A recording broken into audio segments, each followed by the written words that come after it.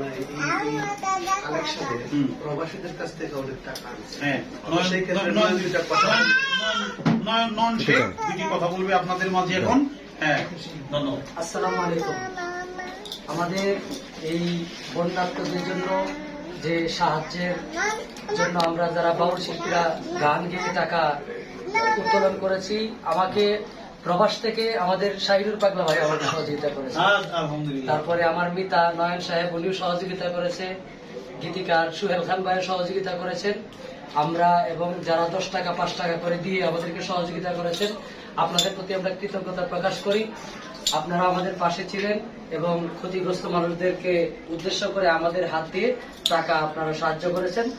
আমরা সেই টাকা আপনাদের কাছে যেভাবে বলেছি ঠিক সেভাবে আমরা ক্ষতিগ্রস্ত মানুষদের কাছে পৌঁছায় দিব। এটা আমাদের বাউল সমিতির দায়িত্ব। তো আমরা এখানে আমাদের